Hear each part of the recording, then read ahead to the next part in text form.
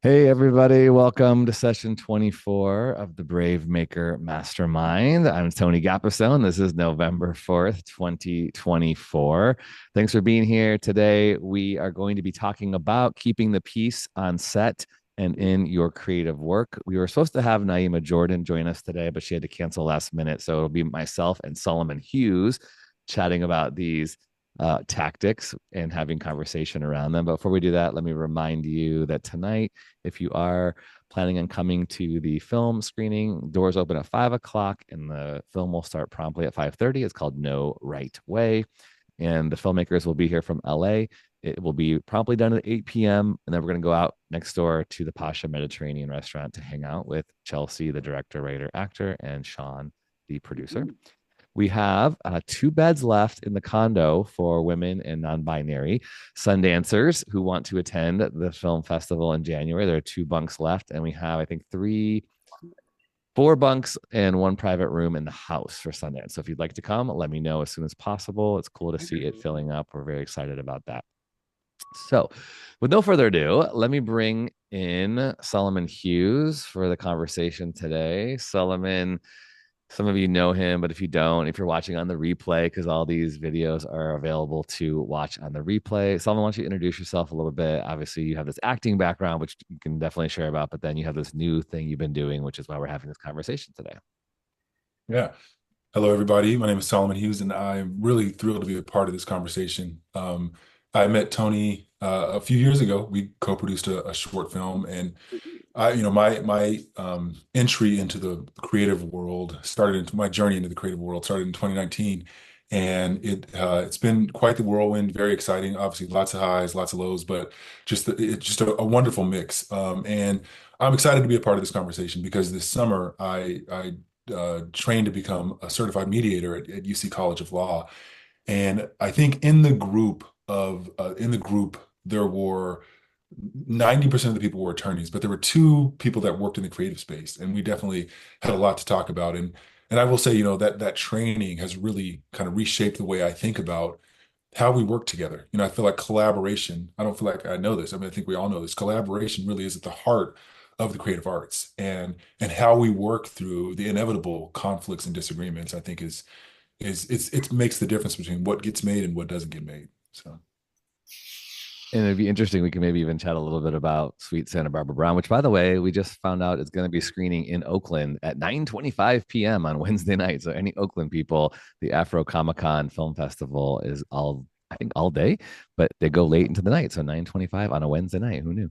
So Solomon will be there screening Sweet Santa Barbara Brown. But from a high level, I think this conversation is really interesting to me because I have worked in kind of corporate settings that have had HR. I've worked in communities that have not had HR, a lot of, nonprofit work and indie kind of things. And in really in no film that I've ever done has there ever been any kind of formal onboarding process where one talks about how to handle conflict. Usually it's like it falls on the producer or the director. And I've found gets really messy at times, but there's some things that I feel, and all of you who are listening and watching today, please, as usual, contribute and we'll do more interactive stuff. But if you want to throw anything in the chat, like ideas you have or questions, something you want to see us chat about in this hour, please do. But I think one of the interesting things that I think I'm learning as I do my indie film work is to expect problems to come. Just know they're going to come. There's going to be disagreements. Expecting, not in a negative or a pessimistic way, but you're going to have somebody who might be challenging, who might be late, who might totally ghost, and being just kind of aware and prepared. Like my expectations sometimes are just like, okay, what exciting problem is going to have that I'm going to have to try and solve along the way. That's one element that I want to chat about today. But I think there's also the challenging and really difficult disagreements that can happen and the ways that we can handle disagreements. We've all had quote unquote unhealthy relationships, whether it's in our family, our friends, our neighbors, where people just don't know how to handle. They avoid it. They what's the fight, flight, or freeze. And I think that is really true in film. So, Solomon, from kind of a high level, you've been in this program, that you're learning. What are some of the things that have been, the I guess the top of the conversation that we could start with, that you're learning about where we can actually begin when it comes to challenging and keeping the peace on set and in creative work. Sure. I think what you just alluded to, I think is one of like the main ideas, this idea of like there is not ever really often this initial conversation about the realities of like the conflict that you're going to fall into or the disagreements. And so, one of the things so mediation as a way forward, like in the realm of like justice. I think the statistics are like upwards of 80 to 90% of people who like both like voluntarily agree to trying to use mediation as a process to move things forward find success. They come to a resolution that both sides are happy with. And so I think, there is almost to your point, Tony, there's almost this acknowledgement that I think it would be powerful to happen at the start of a process where like when we come to these like these walls or these like or these bumps in the road, we're going to both take a moment to think about how we can work through it in a way that makes both parties happy. I love what you said around if there, conflict is inevitable, and if there is no conflict, then someone's not being honest. I feel like that's kind of a reality with this. And then the other thing is always understanding the alternative, right? The alternatives, like we talked about, it's a real option. The real option of like walking away from a project if you have just kind of come to a head and there seems like there's no way forward. That is a real option. And I think pointing out to people that that real option has consequences. There could be legal consequences if you have to get an attorney involved, et cetera. But ultimately, there is I think considering the alternative, always putting that in the foreground, I think helps people make informed decisions because I think it's easy to get so caught up in the conflict and personalizing it, et cetera, getting caught up in that war. But you're never going to get your time back. And so, yeah, understanding that, like, either there's a way forward or we walk away from this because there are great groups that split up and great things came from that. And there are great Yeah. collaborations that have come together. And so I think understanding that's a real alternative. And so one of the things we talk about with mediation is attorneys are expensive and they take time. And it's there is, especially if you've already kind of traveled some bit of the road with a collaborator, there is all sorts of legal questions around who owns the content, et cetera. So it's almost like, understanding that when you walk away from the table of you and the other party trying to work it out together, you're going to bring in other parties. And those other parties might not necessarily have the best interest of either you or the project in mind. And so I think that's just a reality that always needs to kind of be in the foreground. Is like you have the opportunity to work it out together, or you have the opportunity to bring someone else into to potentially work it out. And again, that takes time and that can take money. I want to back up because that is so important, like those conversations when you do get into conflict. And I think, again, you can't prevent conflict from happening, but I think there is something we can do to try to navigate and be aware that when that conflict does happen, we have things in writing, we've had conversations, we've explored as much as possible forward thinking about, okay, I'm getting in a collaborative agreement with somebody, and in most cases I'm working with people that I want to work with. I am choosing people that I want to be engaged. Now in the BraveMaker work, we get a lot of volunteers, and sometimes we have one-off people coming just for one night or one event, and that happens. And there's definitely things I want to talk about and drill down into those areas when it comes, because there's some simple solves like I just will never work with that person again. I'll never ask that person to come back to set again. And when they do ask, I will probably say no, thank you, right? But if you're in like a relationship that has longevity or has some history, it can become difficult. But if we can back up, even with friends, this is what I'm learning. By the way, I'll show this conversation that we're doing today is kind of a pilot episode of a workshop that I'm hoping that we can see at the film festival in July of 2025. So I don't have a lot of slides prepared for this, but I have been working on a few things here and there. So I'll show occasionally a slide or two. But I saw this really cool quote from Emmylou Seaman, who said, and this isn't even just in creative stuff, it's just in general, but in unhealthy relationships, a disagreement will turn into an argument that will turn into a problem. In healthy relationships, a disagreement will turn into a conversation that will lead to a solution.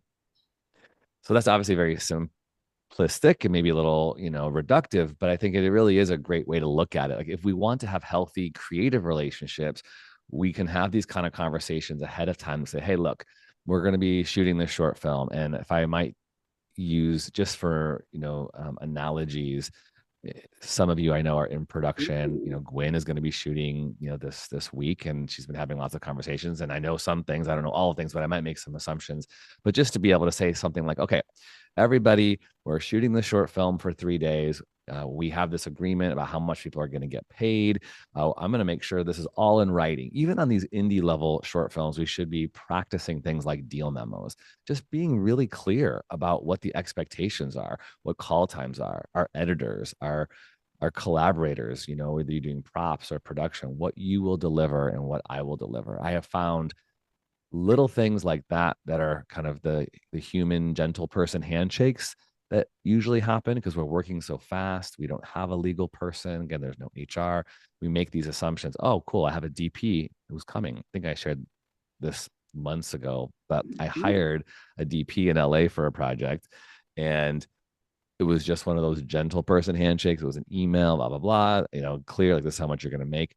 But we didn't clarify what gear was going to come. And it was mind boggling to me that certain things weren't brought when I was expecting that. But I was like, well, I didn't clarify that. So I guess it's really on me to own and take responsibility for what wasn't brought to set that we then had to kind of scramble to make happen on a shoot that there were clients and things like that. So I think going overboard ahead of time, even when you're working with friends, and I'm dealing with this in a couple other situations right now where I just go, I want to preserve my friendship with people, so let's just talk above board about what I am able to bring to this gig and what you're able to bring. I'll talk about with Daryl Markilo right now. We're doing this thing in Oakland for just 8 weeks. And I just kind of wrote up a thing. Here's the 8 weeks, it's 1 hour a week. This is what, the budget is. So it's really clear. We can sign off on that. We can talk about expectations and, all that kind of stuff. And it feels really, really formal. Like, can't we just, and he didn't say anything like this. I'm just saying in my mind, I'm talking myself through this. But Brene Brown says clarity is kindness. When I'm super clear to a person about what I hope, what I can give, what I expect, that's actually being really, really kind. But I hear Brene Brown saying, Gwen says, I literally sent a text to make sure who was bringing the slate. Exactly. Right. It's really important to have those kind of really overextended, over communicating things. And it's really cliche to say, but communication, right? Communicating to every single person way beforehand. That's why we have these pre-production meetings and these Zooms, and even saying things. Are we missing anything? Is there anything you, my co-collaborator, you want to hear from me? Is there anything we should get in writing? And here's one thing, and then I'll toss it back to you, Solomon. One thing that I have found in the volunteer indie world, because we do a lot of volunteer stuff, is even just getting that in writing. If a person volunteers to do photography or BTS, get that in writing. When will they show up? When will they deliver the BTS video or deliver those still photos? Even if it's volunteer, like get that in writing. And I'd always say, have somebody else on that deal memo, so it's not just you and the collaborator. Like for instance, I would CC Jessica Musgrave, who's one of the producers of BraveMaker, when we're doing conversations ahead of time. So nobody could say, well, Tony, you said that you were going to do this or do that. And I'm like, well, did we get it in writing? Was someone else on that email? Because I say a lot of things in passing. So trying to get used to saying, let's get that in writing. Let's get a Google Doc. Let's get a deal memo.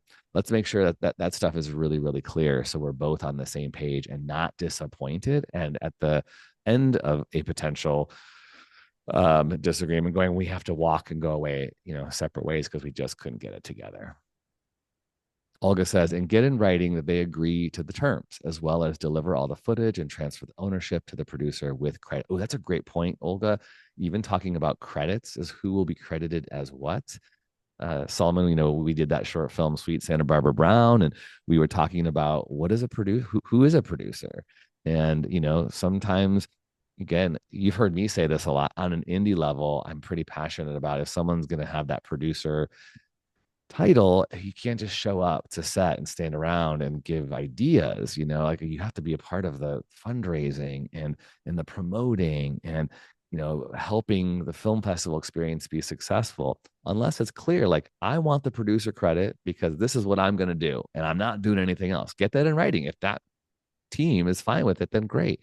But I think a lot of, we're seeing this in the PGA right now, with celebrity producers, right? A lot of people are cracking down on just giving that title away because it's a vanity credit. They're really not doing the work. Solomon, what do you think? I think that's great. I think that's also, I mean, I think the point of like a third party or someone that can present some form of like neutrality. One of the things, we talked about before we jumped on was as when you're in conflict, as much as you're able to kind of step outside of yourself and try to see it from a neutral perspective, which is very, very difficult. But I think, yeah, all of these things, it's preparing to fail or failing to prepare, right? It's everything in writing, everything planned out, conversations that aren't happening, like in caucus, but they're happening in the open so other people can hear. And so that, again, we can come back to like the base reality, what was agreed upon on the very front end. And so I think, yeah, this experience, Tony, and you know this well, like with Sweet Santa Barbara Brown, I feel like it was like it was like 5 years of college, it feels like, in terms of just all the things we learned along the way and things we're going to learn going forward, et cetera.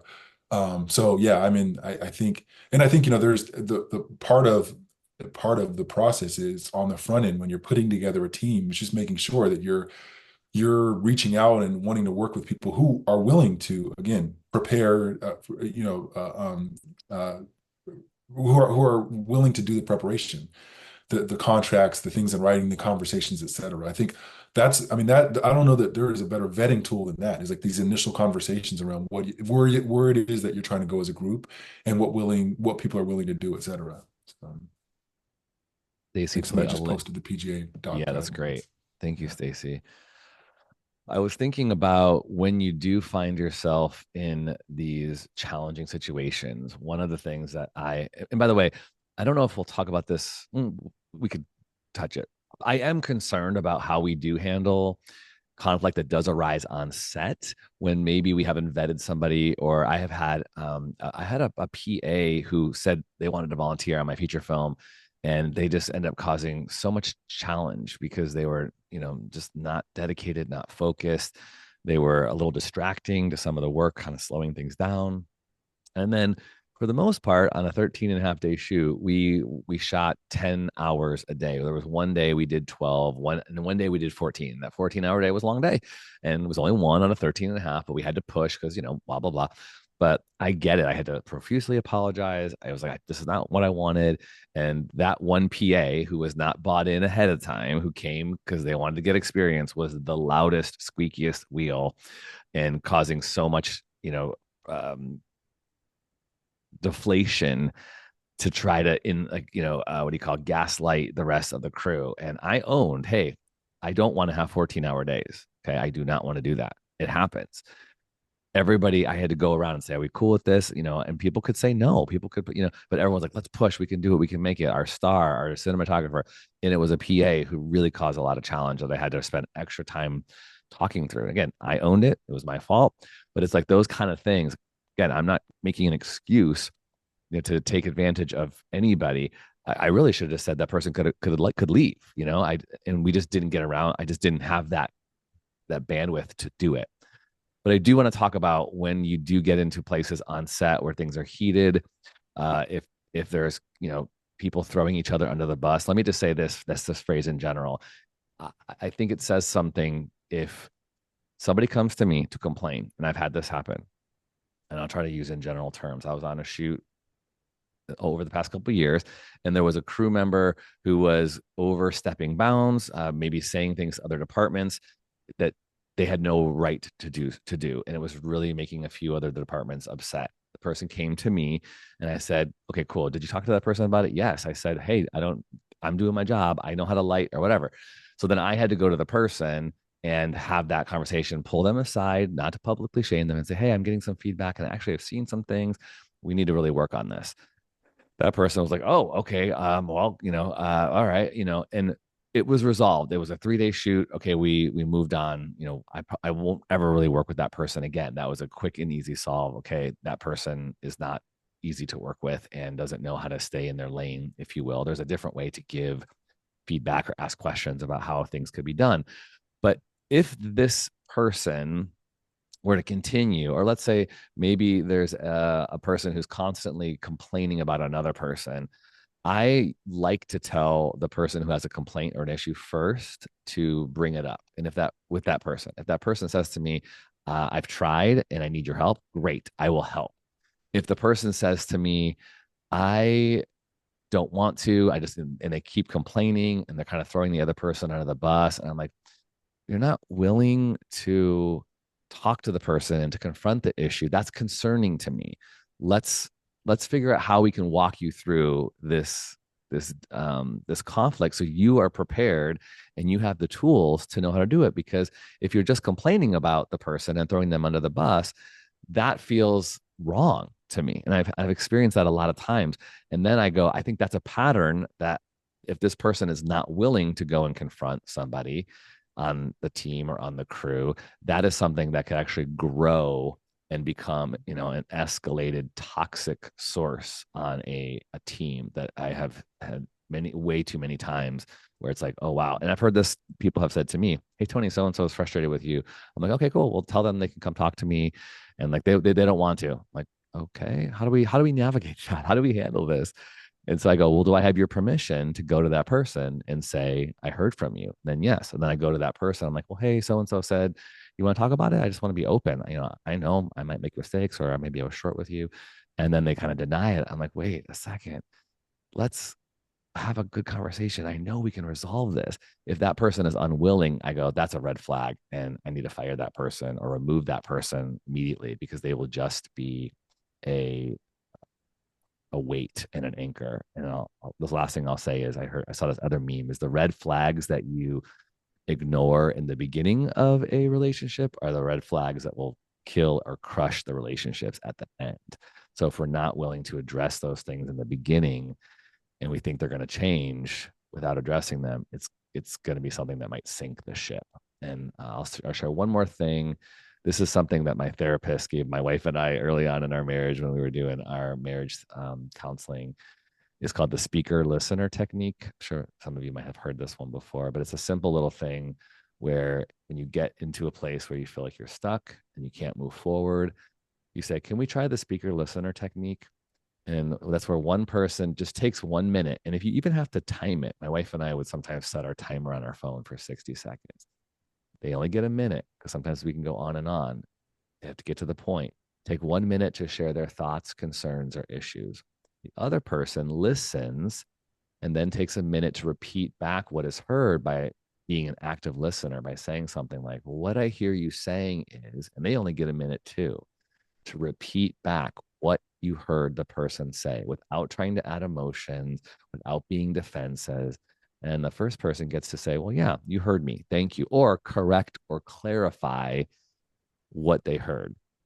That takes a lot of intentionality to go back and forth to listen, the speaker listener technique, but can really help to get to the bottom. And a healthy relationship, I think, will say, oh, okay, so the problem is we are disagreeing on how to direct the scene, or we're disagreeing on how many takes we are doing here. So I think you're right. I'm so sorry. Let's cap it at this, or for the next, maybe it's your assistant director and director for the next setup. Let's time it. And can you just tell me, hey, you have 15 minutes, hey, you have 5 minutes, and I will be really aware of that. And I've done this on sets before too, where I'm like, all right, we're hitting the time. Can I have 5 minutes? Okay, great. And then we have to move on no matter what. We have to wrap for the day. And those kind of things I think can be helpful in creating some peace immediately on set during conflict, during a production. Olga says, this technique saved me a lot of headache back in the tech world. What I'm hearing is, what I understood is, also let me make sure I heard you right. Yeah, Gwen, that's great. Let me make sure I heard you right. Or what do you hear? What are you hearing me saying to someone else? Do you hear me? What do you think I'm saying so that I understand how I'm being perceived? I think is enough. I like to talk about these practical things that we can do on set, right? Because they're going to happen. And we're moving so fast sometimes we brush past it because we don't want to acknowledge it. It's easier, we think, to ignore it. Do you have any thoughts on that, Solomon? No, I think I'm loving all these like um, points that are made in chat. But yeah, I think that's great. I mean, I think it goes back to what you posted about unhealthy relationships versus healthy relationships. And just the reality that relationships aren't static things, right? They're constantly moving towards healthy or unhealthy. And so I Mm-hmm. love, yeah, these are great. I was in a conflict, working through a conflict with a friend last week, and I said the wrong words. I said, "You make me feel shame, or you make me feel small." I said, and he quickly said, "I can't make you feel anything. You have to own your feelings." I'm like, "You're right. I'm sorry. Let me rephrase that. I feel small when you say this, or I feel emasculated when you do this." And so I using those I statements are really important. I feel this, I see this, or I hear when you say this word or this sentence or this phrase, or when you show up 15 minutes late for our meeting, I feel devalued. It's so formal, but it's a little turn that can help, I think, not make people defensive, which is another thing you've heard us say here before about even if things are going great, even when things are amazing in your creative collaborations, there could be things underneath the surface. If you ever detect someone feels quiet or they're not responding, to your emails within an adequate amount of time, which is another thing I think to chat about, like, hey, my hope is to hear from you within 24 or 48 hours or whatever, just clarifying those expectations. If you feel like there's something under the surface, but people won't tell you, you can dig it out by saying something like, this is another thing I got from a counselor. If you knew I wouldn't get defensive, what would you tell me? Which is really, a mature thing to do, is to seek feedback, even when you know it might hurt, and let the person share it without even having to retort or defend, or even to do the defensive list, the speaker listener technique is to say, just say thank you. Okay, thank you for sharing that. I know that must have been hard. I'm going to think through that, or give me some time to think through it. I do want to do better. And I have another conversation to talk about the apology languages here. But anybody have any thoughts or comments or things you want to discuss in our next half hour? I know Solomon, you might have to leave a little early, so I want to be um, sensitive to that. Anybody have any comments or questions? Feel free to unmute or bring a scenario up if you'd like. Well, I Yeah, think what comes up for me, oh, sorry, Go were you gonna, ahead. You go go. ahead. It's all right. oh, okay. In regards to like a producer role, right? In a project that I had recently worked on, um, and yes, the conflict and different like the expectations, I guess, is something that I've learned in understanding what, okay, you say you're gonna be a producer, but what does that entail for you? Because a lot of times I think people will take on these roles or these titles, right? Because Mm-hmm. but especially when it's like the first time and we're all learning, it can be tricky. So I guess what I want to say is that what I'm taking away from even this meeting is like making sure that these expectations are on paper from the gate clear. So when we jump in, we're not in this like kind of awkward position where we're like, wait, so you're the producer. According to this, the producer does A, B, and C, you know? Yeah. Yeah, even bullet pointing that out. Like, what do you see? And I know there are different roles as producers. There are the creative producers. There are line producers. And when we get to certain levels, we will be able to have the freedom to have one person who's just the line producer and the creative producer and the executive producer. But in our levels, a lot of us are doing all of those things and having those hats. And so if you can detail that out, thank you for putting your hands up, y'all. Dashiell, you can go next, and then Gwen, and then Olga. But I think it's again, it's that kindness and that's clarity. Okay, maybe even talking to those producers and saying, "Hey, to be honest, I'm really not good at giving notes on the project afterward, or I really love to watch a cut. I really want to make sure that is a part of my job, but I don't want to be the person to whatever, fill in the blank, to do the firing. I don't want, I'm not good at that. I've had a producer tell me in BraveMaker that conflict is really hard. So don't put me in charge of having hard conversations. Whereas Adrian, who's on our board, is like, let me do those conversations for you, Tony. I'm like, great. You know what I mean? So that kind of stuff I think is really important. Mhm. My question or statement, whatever we do want to call it, is like I kind of like when it comes to siblings and showing them how much you love them and stuff like that. Mm-hmm. I mean, like I have a really good relationship with my sister, even Mm-hmm. though she moved away to Canada, and I was wondering if you have any advice for me of because I would really want to make a film that tells my sister how much he means to me. Ah, well, that's awesome, Dashel. So are you, let me practice what I was just sharing. So if I hear you correctly, you have a relationship with your sister, she moved away, and you want to make a film that expresses your care and love for her. Is there any conflict that you've experienced together in the past? Well, it's like well, ever since she moved, uh, well, we used to do everything together. For Christmas, we used to do these little plays. We used to like Christmas songs, and now that she's gone, Yeah, I have a hard time dealing with that. sure.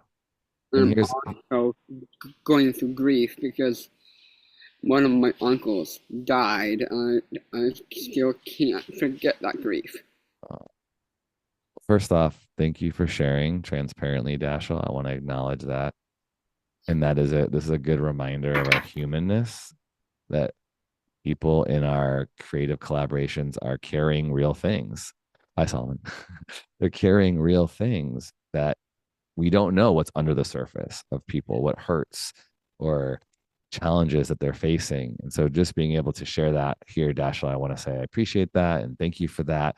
And even as we talk about conflict management and resolution, is the empathy part for each other, because I've had some experiences with people who have really hurt my feelings, or maybe I've been disconnected. I hear you saying you really miss your sister because you used to be really close.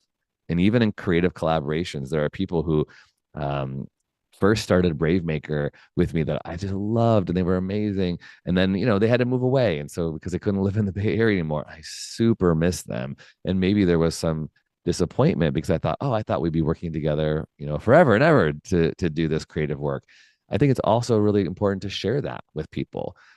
Hey, I miss you. Hey, I miss what we had. Doesn't mean we can get that back necessarily, but I think it's really good to express that because it's a part of the grief process. So thank you, Dashel, for doing that and being able to own our feelings. Like, I feel sad. I feel disconnected. I feel discouraged. And asking a question, is there anything we can do about that with a creative collaborator or a sibling? And again, thank you, Dashel, for reminding us that we are humans. We're humans first before we're filmmakers or writers or actors. We're humans first. So thank you for sharing. I wish you peace and comfort as you navigate that. And we can definitely talk some more on Wednesday at class if there's anything else we can do. But you you might just even journal a couple ideas of what can I do to express to my sister what she means to me, or can we have a conversation, or can I let her know today we are having a conversation about conflict and creativity and you came to mind and I shared openly and I wanted you to know how much I love you. I hope that helps, Dashel. Thank you. And I just want to say one more thing. Okay, go ahead. That I want to do something in memory of the uncle that I lost, and I want to do it the most cinematically possible. Well, Hmm? I'm thinking the best way to do that is with a feature film, and I can use some help. Let's make it. Let's do it. Let's do the work. Start writing stuff out. Start writing your outline and your ideas, creating Google Docs. And then when you find your creative collaborators, make sure you get things in writing. All right, Dashel. Thank you so much. Olga. And then Gwen, I think, was Gwen was next. first. No, Gwen. Gwen. Okay, Gwen. Um, Thank you. I was curious. So I have this amazing leadership team, and I'm so grateful for them. And we've worked together really closely. And then on Saturday, all of a sudden, we're going to have this bigger group, right? All the crew is going to be Mhm. there. And what I'm curious about is ideas for just how to start that first day, how to tell people the type of set I want to have, the type of collaboration I want to have. And because I feel like we have to, like you said, Tony, we have to suddenly onboard a bunch of people. There are these 5 people in the center that have been working together all Mhm. this time, and now there are going to be 15 people, right? Mhm. And so how do I set the tone in a way that's really effective with that sudden jump in size? I would say plan it out right now. Get a Google document with some bullet points. Your team should know that ahead of time too. With BraveMaker, I can share with you our set expectations document. I lost you there. Can you still hear me? Check one, check two. Yes. Okay. We have a set expectations document, especially for people who've never been on set before. We call them a huddle, a team huddle. Some people have other terms for it, but I think it really is important for at least a 15-minute quick huddle. Usually an assistant director too will talk about safety. So that is included in there. We at BraveMaker, if you've ever been on any of our sets, we set those tones really, at a high level. The importance is today we're here to have fun, tell a great story, collaborate. Let's be encouraging. We also give them directives on how to handle conflict in just a couple sentences. If you see anything today that is harmful or harassing or in any way disrupts your peace or safety, here's who you can talk to. Tell them who they can talk to, right? You set those parameters and give that from a high level so that they also see you've thought through that. I've been on sets where everything's happening so fast and it's like, okay, action. And we nobody knows anybody.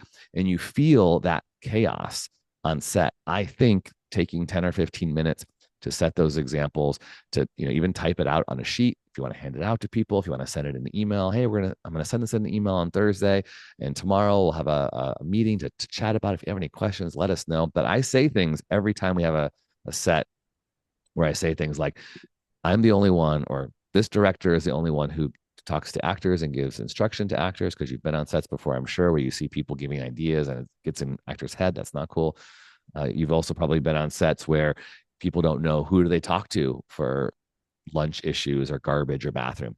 Set that expectation clearly ahead of time and tell people like, thank you, right? Help set a set of gratitude. You're setting the ambiance. And if anybody else has any other ideas, please put those in the chat. But I think that is a really great way to start, and do that. If you're doing multiple days, what a gift. Start the next day by doing some encouragement. We always see the spirit lifted when someone's like, hey, what did you learn? Who did you see shining yesterday? And people are calling out. Sometimes we have to cut it off because there's so much encouragement happening. Like, that's awesome. People want to be a part of a set like that. They want to be a part of a set that prioritizes safety and bravery and love and encouragement and all that kind of stuff.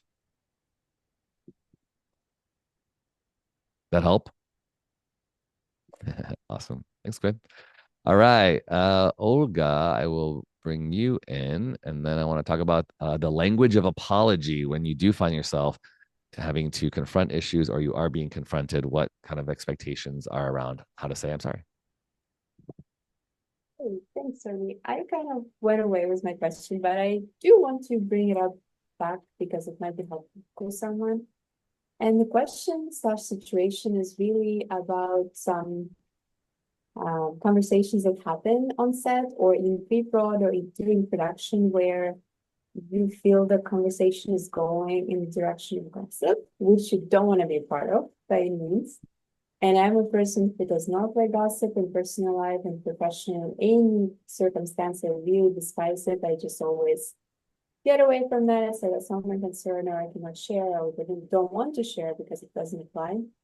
But some people, they're really looking for that sort of fuel to their fire, and they will try to pry information out of you. Like, can you tell me more? Can you, like, what do you know about this person or about that project? Which again, like, I'm always getting out of. But I'm just curious, like, what are you guys' experiences with that? And if there's any technique that could also be helpful to deflect that and to say that it's not healthy, it's toxic, and it should not be part of any process working with other creatives. Great. While you all think about that, I'm going to show you this quick thing I saw too from Vienna Farone. There are people who have to see you as the problem. They do this because if you're the problem, it means that they are not.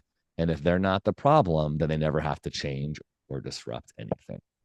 So I think there is, unfortunately, that dynamic that can happen on set that is hard, that people will vilify you, especially when you're in a role or a position of power, because they've been abused in positions of power or manipulated themselves. And so it becomes this really weird, unhealthy dynamic that there's nothing you can do to, because even if you try really hard to try to have civil conversations to get things in writing, they avoid it. I'm seeing so many memes. I feel like God, the universe is talking to me right now about my time and how if a person is taking way too much of my time to try to solve a little thing, I'm like, this is not the right relationship for me to be involved with. They don't know how to solve problems quickly, takes too much time, hours upon hours. I'm like, nope, I got to get out. Because there are just some people who just aren't willing and they're not the right collaborator for you. But does anybody else want to share? When you hear Olga's question, what comes to mind for you? Unmute or write in the chat. I think this is a real challenge because there are some people who it's almost like they're just geared that way. It's like they make sense of social interactions through gossip. Yeah. One thing that's interesting, and I don't know if this is something you drop into conversation or if it's something you talk about with that person just right out there but you make it about yourself, is social scientists say that gossip is a form of social currency. And people who do gossiping are people who tend to be lower on the social pecking order. People who are high on the social pecking order don't tend to gossip. They take information in, but they don't put it out. So, I don't know if that's something, I mean, I like to have the meta conversation personally, but if you don't want to do that, then that's probably not, not something to do. But if you like having a meta conversation, it might be interesting to say, even if it's an offhand thing, like, in a group like this, it can be really easy for gossip to fly around. And I was recently reading that, this thing about social science. And, I don't know if that gives the person something to think about, or if it just, if you're letting them know that to you, that's just not the way you interact with a group of people. So I think that is really important to note that somebody who is gossiping, who's, again, throwing someone under the bus or devaluing someone else for their work or their character, there could be some truth in it, right? Some truth that maybe they're twisting. But if you say to them, hey, have you talked to that person about your concerns? And they say no, I think I try to bring it back to them and say, well, I want to be honest with you in love. When I hear this makes me very concerned for our relationship and our collaboration because it doesn't build trust for me. I don't feel that I can trust you won't do this behind my back or to any of my other collaborators. And it doesn't make me feel comfortable to work with you in the future. So unless you're willing to go and address that or stop the gossip, then we can't work together. That's a real line in the sand. But I think a person who hears that hopefully is jolted into going, oh, wow, I need to be mature, or the expectations are here and I'm not willing to meet them. Yeah. No, that's an excellent point, Tony, and Queen too, because I did have to go through that recently, and that was exactly what I said, is that I'm not willing to be part of that. The person did nothing to me to trigger those responses that you had with them. So if you had those experiences, that's between you and that person. So I'm not a part of that. I respect your take on that, but it doesn't apply to me. So I'm not going to change my opinion about the person overnight because it has not happened to me and it's not a part of our projects right now. So we should not be letting that get in the way. But there are people, as we mentioned, that will always try to kind of get in the way and just, get this out of you. So yeah, just like I'm always trying to be aware of that and like only going with facts and with what I know and not that someone's trying to get me to know. And Tamika, you have looks like you have a lot to say on that. Oh, cool. Yeah. I just want to say, Olga, that's really great. I really like the way that you worded that. Let me say, what do you think about this? Because I have had that too, right? Someone has said something to me about someone else. I'm like, that's not my experience. So I would really encourage you to go and chat. Okay. That person's like, okay, they go away. Then another person comes to me and says something about that same person. I'm like, okay, now two people. Now I'm like, hey, if you want my help to go to that person to help you walk through it, I'm available. I might not have experienced that, but I'm available. And then that second person's like, no, this is where I go, I find myself going, wow, that's really hard. There's two people. I almost want to help them navigate through it. Then I'm like, my ears are up. If I start hearing other people, then I'm like, what do I do with that? Right. Because if you hear something about me, I hope you come to me and say something to me after you've encouraged that person to go and talk. It gets really dirty and messy. And then you have to really guard your time and figure out, do I want to throw myself in the middle of this? Do I want to be a mediator? If it's for the greater good, who is this person? It really is like evaluating your time and those friendships and those relationships. But if it's someone that I am not directly related to, I'm kind of like, you all go fend for yourself and figure out. But if it is someone I am directly related to or connected to, especially in the BraveMaker community, I'm invested. I want to hear more. But then I get concerned, like, oh, am I gonna be sucked into this, energy vampire vortex that I don't want to be in? So it's really a delicate thing. But I really like the way you worded that. It's really good. Tamika. Uh, oh, hi. I was Hey. responding to that. I think that's great, Dasho. Um, so I just wanted to share an experience that I had when I was producing one of our Make a Film Foundation projects because it's super sensitive because we're working with a certain group of kids and also a lot of A-listers both in front of and behind the camera. So that's a whole other kind of thing that you're dealing with. And so the director that we were working with wanted his first AD. He absolutely wanted his guy, and I was like, okay, that's great. So, but his guy was kind of a bit of a he was being a bit of a nightmare on the set. He was really mean. Yeah, I don't know why he was being so mean, but it was a problem. And this type of set environment that we encourage and for the Make a Film Foundation is all Mm, everyone is donating their time. They're doing it out of for altruistic reasons because that's what's happening. So the set is really supposed to be a real safe space. All sets should be, but I would say this yeah. is even more so because you're not getting paid. Yeah. Anyway, I talked to the director because it was his guy, and I just said, can you help me through this? Because especially since, I'm a little bit young, I was at the top, a little bit younger, and this guy had been in the business forever. I felt a little bit of imposter syndrome. It's Mm, like, can I talk to this guy? mm, And so he said, well, I just want to share something with you about him.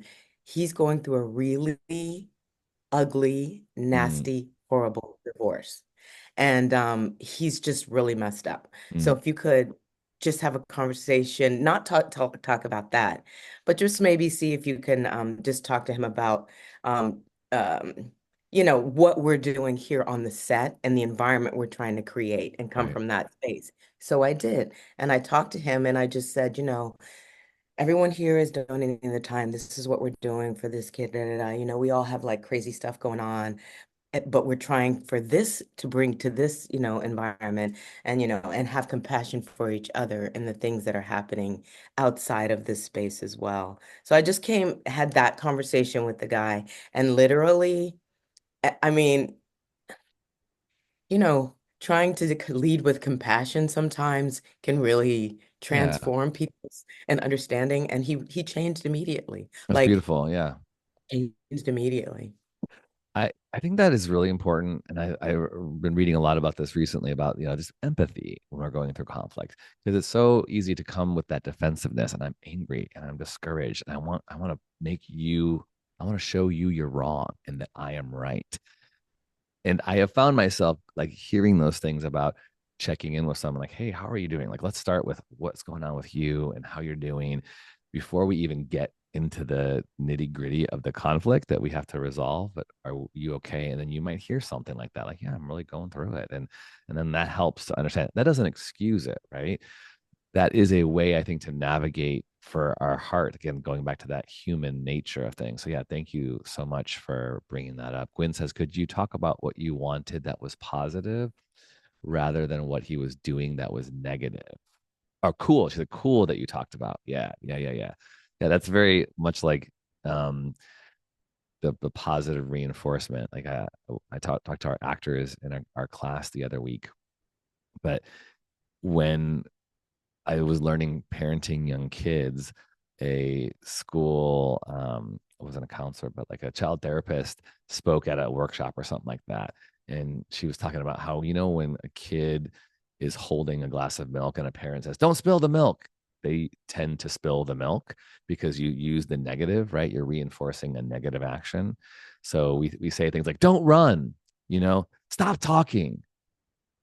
And she taught me the simplicity of saying things like, use a quiet voice, use walking feet, hold the glass tightly, like this reinforcement of what we want the positive behavior to be, I think is really a valuable thing. So yeah, thank you for bringing that up, Tamika. We can be, as a way to kind of salvage creative collaborations and relationships is finding, a step back and going, what do I appreciate about this person? Why did I want to work with this person? If there is a salvageable opportunity with the creative conflict that we're facing, that might help, is to find the empathetic connection that, again, we're human, things happen, my feelings were hurt, I feel disconnected, I feel whatever, but what is really going on here and how can we connect human to human? Let me end with this. Some of you might have heard of the 5 love languages, which is a book written by Gary Chapman. There is also a book that he wrote called the 5 apology languages. And so this is something that I think is really interesting when it comes to when we do get in conflict, again, in life or on set, how people take responsibility or not, or really how they say sorry. So there are 5, according to Gary, 5 different ways to say sorry. And he makes a case that we have, just like we have a love language, and I don't want to assume everybody knows, but he says in his book, The 5 Love Languages, that we like to be loved in 5 different ways, with like touch, with gifts, with acts of service, with words, and with what's the 5th one? Am I blanking? Somebody unmute. Gifts, touch, acts of Time. service, time, Time. quality time. Thank you. So those 5 ways help us feel loved as human beings. And so he makes a case that there's usually 1 or 2 that people are really good at doing or like to receive. Like, for instance, my wife loves words. I am like a acts of service person, in touch. And in the same way, the language of apology, we tend to gravitate toward one, maybe not the other. But it's important to go. Sometimes the person we have a conflict with needs to hear certain language from us, and maybe even like asking that person, what would be helpful? What do you need to hear from me? Because I am sorry. But there's the idea, okay, I express regret, like I apologize, I showed up late, accepting responsibility. I was wrong to devalue you and your time and commit to, saying I could do this thing, but now that I have to back out, making restitution. Okay, what can I do to make it right? I know I said I was going to be there for the event, but I can't. Can I do some social media promotion? Can I donate? What can I do? Genuinely repenting. That's kind of an old fashioned word, but the idea of changing. So genuinely saying, I will not do that again, or I will try not to do that again. I think that's important. Some people need to hear that. Like, hey, I really messed up. I reformatted the drive and we lost some footage. Oh my gosh. Please, will you forgive me? And I think that is important because some people, I know for me, I need to hear when I do mess up. I need to hear someone say, I forgive you. So I will use this a lot too. Like, hey, do you forgive me? And if you can't say it, then don't say it. You might need to say, I need to think about it, or I need some time. But anybody have any thoughts around these 5 things? I can also put it in the chat as well. And then there's one more. I have an image about kind of false ways to apologize, which you maybe have heard things like, well, I'm sorry you feel that way, or I'm sorry I didn't meet your expectations. And then that's kind of becoming a little defensive, right? And not taking ownership that needs to be shared. So I'll put in the chat the 5 apology languages, and then I'll bring one more thing up. But we have 5 minutes left. If anybody I wants have to share, something. go ahead. Yes. We all know this beautiful phrase of treat people the way you want to be treated, right? So it's be decent, not be a ding dong, be a nice human being. But what I learned recently is also a little bit of a spin on that, is that not everyone wants to be treated the same way as you do. Speaking of the 5 languages, speaking of their own perspective. So of course we have those basic principles of morality, of being a decent person, but it doesn't mean that the other side will expect the same or enjoy the same thing. So if even love language for someone is the quality time, for someone else it could be words of affirmation. So it's a completely different level. And it's not about treating people the way you want to be treated, but also asking them like what matters to you or what is the most supportive way I can show you my affection or my belief in you. So we should be aware of that, and not only it's not one size fits all. It's like, okay, I love this, but it means everyone does. So it's all about if you truly want to support someone, is asking them what's best way to do that for them, or how would they want to be treated. And that I think is really powerful because it takes away that assumption and really goes Yeah. into more custom communication for each single individual. Huge, right? And again, in our fast-paced nature of filmmaking, we don't always make time for that because we feel like I have to get this shot. The sun is going down. And I think it is okay to even acknowledge, like, okay, I don't like the words put a pin in it all that much, but maybe we need to say, I want to validate your concern and your thought and take responsibility for what I did or what I said or what you need. I want to know how we can make this better. Is there a way we can talk about this tomorrow morning? Let's just, prioritize getting this shot before the sun goes down, and then we can chat about that. I think that, I mean, I just said that and it took under a minute to do it, right? But I think what happens is in the chaos of our production life, we avoid it or we don't deal with it or don't do it. Yeah, that's really good. Thank you, Olga. Asking people what they need in regards to forgiveness. Here's a list of things that are fake apologies. So fine, I'm sorry. Are you happy now? I'm sorry you feel that way. Yeah, I'm sorry, but you started it. These are like, it sounds like fifth graders or something. I'm sorry, but you're too sensitive. I'm sorry, but you can't take a joke. You already know I'm sorry. I apologize if you will. I'm sure there's a bunch more, but I think we know when people are apologizing in a false pretense, when it isn't authentic. We can feel it, we know it, and that is something that again will erode the trust in a not even just in a creative partnership, but in life and human relationships. So, well, that is our hour of hopefully getting the conversation started about how we can keep the peace in our Olga says my favorite apology. I didn't mean it.